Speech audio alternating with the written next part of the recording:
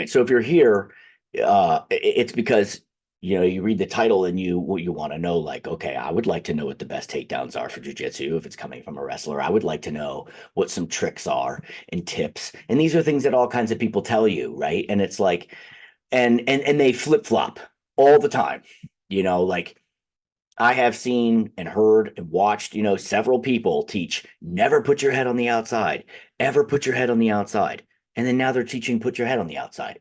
A bunch of wrestlers came on, not a bunch, but a number of wrestlers came into jujitsu and started showing, you get past that elbow, right? And his elbow, you get his elbow out of the way, and now you're past the choke. Oh, well, now you can teach the head on the outside. So it's not like, the never rules and all those kinds of things. They're not true. Okay. The takedown that works is the best takedown at that time. I mean, let me explain it to you this way, right? Because people will be like, what are the five best takedowns? I mean, it depends. You know what I mean? Like, who are you up against? What's the person built like? I mean, what are they not handing it to you? Because if I asked you if you're a good jujitsu player and I said, what is the best moves from guard? You'd be like, well, I mean, that really depends, man. Like, what are you trying to accomplish? And like, what is he giving you? Like, did he stand up in your guard? Are you talking about full guard? Okay, what are the best moves from close guard? And then it's like, I can show you some classic ones. I don't know if they're the best ones, right? Same thing from top mount, same thing from top side, right? Same thing from the bottom, right? It's like, what's the best escape? There's no such fucking thing. Okay. Like, there's no such thing. So you can't take wrestling, which I think is one of the more technical sports in the whole world. Okay. Because you know this when you do it. It's very technical. I mean, I've seen people say, like, oh, wrestling's just strength. And I'm like, you don't know what you don't know. It definitely is not. Okay. Because I've gotten beat up by noodles before, tiny little skinny guys who are really, really technical, man.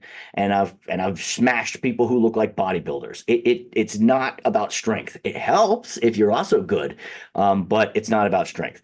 Okay, and you can't just take wrestling, one of the most complicated sports, and then be like, let me just learn this takedown thing that you do, and then I'm just going to be able to handle people. It's like, no, that's not how it works, man. And so when people send me videos and stuff, and then they want to know, like, why am I not getting takedowns? Usually my first thing to say to them is like, let's do this. Let's stop working so much on you and worrying so much about what takedown style that you need, right? Like, I can't get singles to work. I can't get doubles to work. It's like you're worrying too much about the shot and everything, and you're not getting to it. That's why it's not working. So what do I mean by that? The setup, right? So if you have a bad stance, then the other person's going to be able to pull you and push you all around, right? And then you're going to be weak and you're going to be off balance and you're not going to be able to set up your own shots.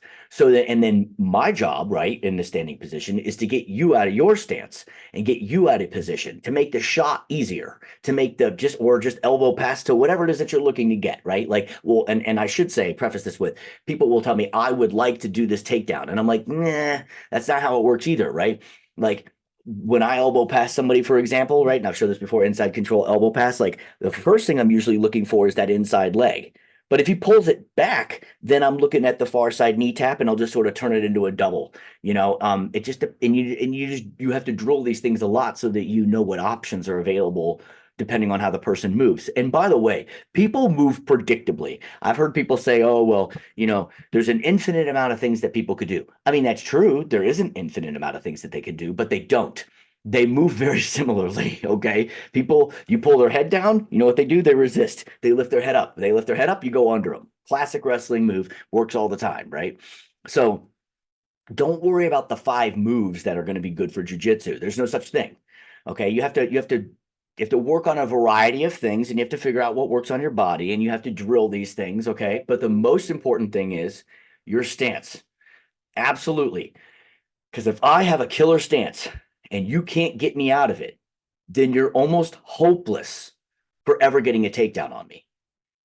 If I have a good stance and I can disrupt your stance because it's not as good as mine, the chances of me getting a takedown on you goes up. Okay, so you can't break down one of the hardest sports in the world, wrestling, or like judo, super technical. I started getting into judo and I'm like, Jesus, it's like it's not wrestling and it's very fucking technical. And then just be like, what's the best throw that I need? I want to do Uchimata. That's the thing. Okay, you can't do Uchimata, Joe. Everybody's a foot taller than you. Your arm's gonna be up here, you know what I mean? And your Horaigoshi, your arm's gonna be way up here, and your hips aren't high enough. And so I have to go to different things, right? So you can't bottleneck yourself into what you think is going to be best for you. And you can't listen to people telling you that like head on the outside doesn't work because you get guillotined. Because guess what? Head on the inside's a freaking darce, and that sucks too, right? And then it's like, oh, well, then I'll just body lock people. Okay, then you have a 50% chance of you getting thrown. I mean, there's just there's no answer. Or people will say, oh, I get the underhook and then I lose it. Well, how long did you stand there with it? That's a quick move. As soon as I get my underhook, if he's starting to clamp down, back away, or whatever, I'm dropping to the single. I'm going to a far side knee tap. I'm trying to pull him down into a front headlock situation with the reverse collar tie thing that I do. I'm moving it. If I'm not moving that person out of their stance, I have no chance of getting a takedown, right? And so people will ask me about Dagestani guys. What are they doing? What's their secrets, right? This goes in that next, but the secrets. They don't have any secrets. They're doing really basic freaking wrestling. Like they just do it really freaking well. Their heads are in awesome position. They have great stances. You can't get past them. I mean, Russians, right, too. Like it's like the Iranians, like it's like, well, what are they doing? What's special? There's no special moves. At some point, we all know the same thing. Okay. There's only so many things that you can do to the human body. At some point, we all know the same moves. So then how am I going to take you down? What if you have a good stance and you have good, head position, which is part of your stance, and you have good setups, and I have those things too. Well, guess what? This is the final thing I want to talk about, which is there's no such thing as moves in isolation, dude. There's systems and sequences and deception. Because once we all know the same shit, the only way for me to get you to take you down is I have to trick you into doing it. I have to get you to step to places that are part of my sequences. And I will have worked on those sequences. I will have drilled the shit out of those sequences.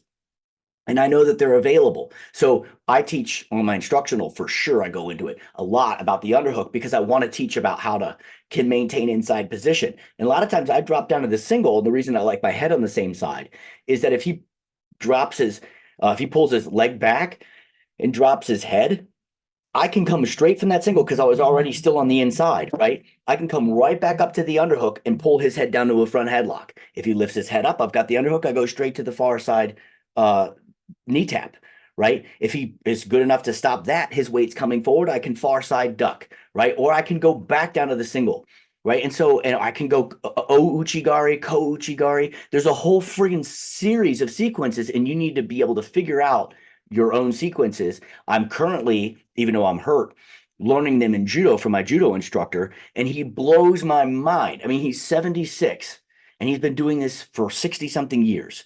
And what he knows about judo and the sequences that he sets up are sequences to set the other guy into a trap to which he can't escape. And then he takes into account your body type. He takes into account a lot of things, dude. And because he's been around so long, he can cut through the fat. So, am I telling you that you need to be the best wrestler in the world? I'm definitely not telling you that. Okay. What I'm telling you is that there's not going to be a move that you use that's best for jujitsu.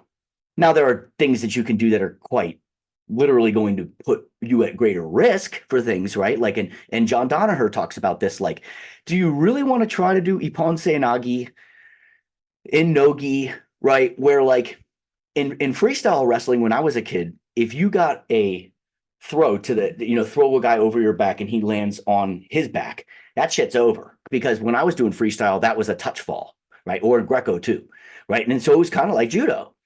So, but and so I honestly I don't think I ever arm spin, Ippon Seoinage through anybody in folk style wrestling because it wasn't worth the risk. In freestyle, if I slipped, there was actually a slip rule. So if you went for 100% at it and you totally slipped off and it was obvious, the ref would be like, "That's a slip," you stand you back up. Not anymore. Really, there's no Ippon, like there's no touch fall in freestyle or Greco anymore. So it's almost not worth the risk. But if you get it, and it's great and when it works. But so yeah, I mean, like, but what if you're awesome at it? Like, what if you're freaking amazing at it? Like, what if you're really, really, really good and you're one of these people who, when you feel that you're getting caught halfway, you know how to turn, and actually like almost like do a roll through and it's going to rip the guy's arm off if he doesn't go. Like, and you know how to turn it into another part of a sequence. I'm not going to say that you can't do it.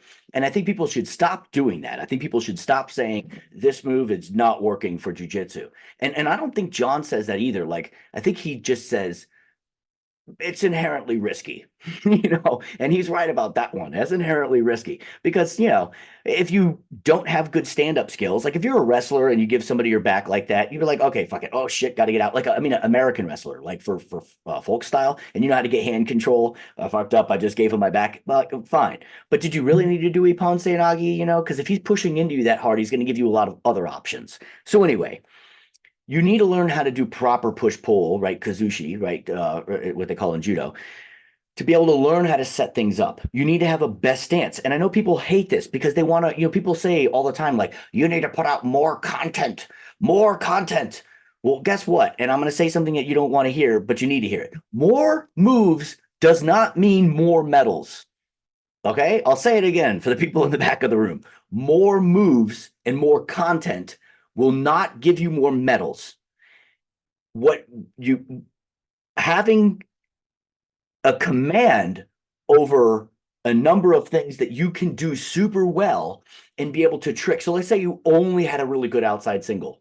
But if you have 10 different ways of getting to it and you can chain those together in a sequence, right? You go to the outside single and like maybe he pulls that leg back. People always say like you should have a shot on both sides of the body. That's true. That doesn't mean that you need to shoot off both legs. You can be right-legged and fake this side and go either high crotch or double on the other side, or duck on the other side, or ankle pick on the other side, right? So it is good to have inside trip, kouchigari, like there's all kinds of things that you can do to attack both sides of the body, right? And then what that does is that it off balances people and it puts them, in these positions. Like you need to learn sequences. If you're thinking about moves, you're so far outside of what you need to know. Like I can't even begin to explain that to you. And that's cool because, by the way, that shit happens to me in judo. Like I'm like, dude, I don't know what I don't know. Like, and I thought I knew a lot. And then I realized after talking to my sensei, like, I mean, he's a 7th degree black belt for a reason, coral belt, right? I don't know shit. And that's okay.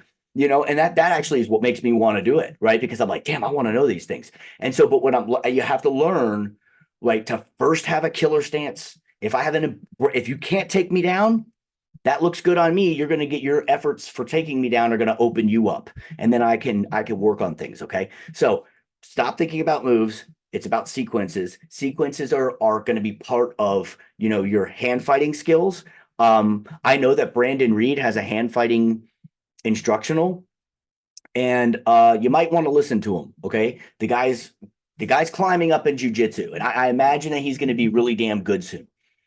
He's already really damn good, but I mean, I'm saying like he's going to be at the top level. It's not going to be too long. He wants it. He's got the tools to do it. He's a tough guy, and he's got really, really, really good skills. I mean, if you watch what he's doing, and he's a heavyweight. How often do you see a heavyweight move like he does, right? And he is chaining together things. You see him outside single, the guy sprawls back and he does a cutback, puts the guy right on his back in side control, right? And he's right to the attack. So these would be my suggestions to you, right? It's just like there's no tricks, there's no single moves that are going to help you. There's none of these things. And I mean, that's not to say that like somebody who puts out a video and says, what are 5 moves? Like that means that they're trying to show you 5 moves that you could do, but then you need to learn how to chain them together in sequences. They're not saying that they're the only things that you need to do. Okay. And that's what I want to stress.